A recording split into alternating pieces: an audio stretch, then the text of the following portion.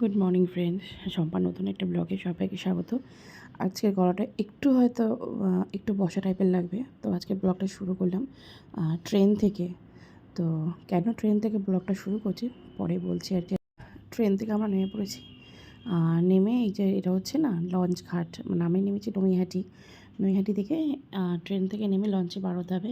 এখানে মা, মাসি, মাসির মেয়ে, মা ওদিকটা বসে আছে আর কি। তো অ্যাকচুয়ালি আমার ছোটদি, মানে আমার মার ছোটো পিসি খুব আদরের আমাদের কাছে। লিটারালি আমাদের মানে ভীষণভাবে আমাকে খুব ভালোবাসে। তো উনির শরীরের কন্ডিশন খুবই খারাপ, যার কারণে আজকে আমরা দেখতে যাচ্ছি আমরা হচ্ছে হুগলি। তো এখান থেকে নৈহাটি থেকে ব্যান্ডেল ট্রেন ধরা যায়, কিন্তু বলতে ভুলে গেছিলাম তার মধ্যে গেছে আমার বোনও গেছিলো, সেটা আমি বলতে ভুলে গেলাম আর কি। আর তো যেহেতু আমরা ব্যান্ডেলেও ট্রেন উঠে পাওয়া যায়, কিন্তু না অনেকটা দূর হয়ে যায়। তো ওই জন্য ভাবলাম যে এখান থেকে লঞ্চ পার হয়ে গিয়ে ওপার থেকে টোটো বা অটো করে আমরা হসপিটাল পৌঁছে যাব। তো যার কারণেই আর এই যে বোন এখানে বসে রয়েছে। লঞ্চে পুরো সবাই বসে আছে, বাট এখনও ছাড়েনি। তো জানি না কন্টিনিউ ব্লগটা করতে পারবো কি না। আর হসপিটালে গিয়ে আমি চাইও না ব্লগটা করতে, কেন ওখানে ছবির মানে ডক্টর বলেই দিয়েছে 72 ঘন্টার সময়। তো যার কারণে আর সত্যি কথা মানুষের কথাও একটু অন্যরকম। তো এখানে সূর্যোদয়টা হচ্ছে এত সুন্দর লাগছে, কিন্তু না সেখানে ফটো তুলব ভুলে গেলাম আর কি। তো যাই হোক, এটা ফটো অন্তত তুলেছি। আর এত জলটা শান্ত হয়ে রয়েছে না, মানে দেখুন দূর থেকে দিকে দেখে আমরা বাড়ি ফিরছি আর কি। তো এখনও লঞ্চের মধ্যেই, মানে লঞ্চটা পার হবো। আর আজ অনেকটা রাত হয়ে গেছে, মানে সন্ধ্যে 6:30 মতন বাজে। তো এখন অনেকটাই মানে লোক কম আছে আর কি। তো চলুন এখন লঞ্চে উঠে লঞ্চটা মানে নদীটা পার হই আর কি। তো সর্দির কন্ডিশন খুবই খারাপ, কথাবার্তা বন্ধ হয়ে গেছে, নাক দিয়ে মুখ দিয়ে মানে নিঃশ্বাস নিচ্ছে আর কি, অক্সিজেন দেওয়া রয়েছে। তো ওই জন্য সেখানে গিয়ে আর না ব্লগটা করিনি। অনেকেই ছিল ওখানে, আর সবাই মানে কান্নাকাটি করছে আর কি, সেই জন্য আর এখানে কিছু শ্যুট করতে পারিনি। মা এখানে বসে আছে, মাও সমানে কেঁদে যাচ্ছে। মাকে বারণ করছি কেঁদো না, কেন মায়ের শরীরও খুব খারাপ।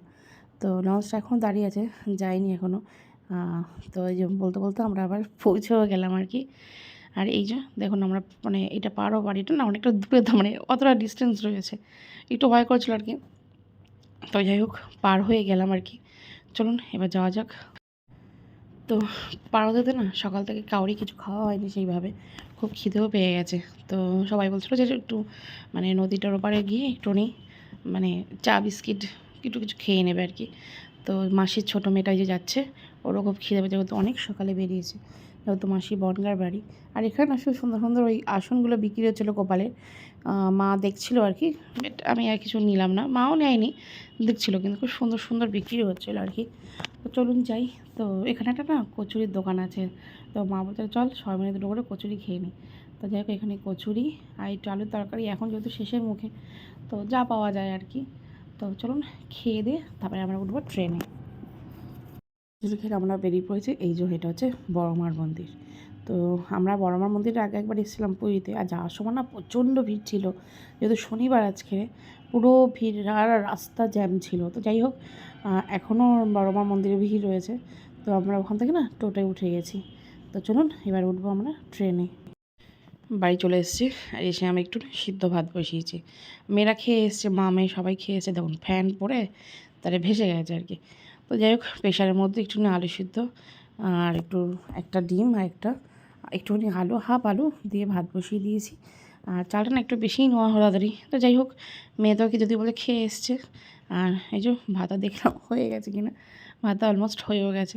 এইবার আর দেরি করা যাবে না, খেয়ে নেবো, খেয়ে টেয়ে নিই। আর স্টেশনে দুটো কচুরি খেয়েছিলাম ঠিকই, কিন্তু ট্রেনে এসছে অনেক লেটে, প্রায় 1 ঘন্টা মতন বসেই ছিলাম আমরা। তো যাই হোক মারা তো সবাই বাড়ি চলে গেল, আমি নেমে পড়েছি। তো চলুন রাতের ডিনারটা কমপ্লিট করে ফেলি।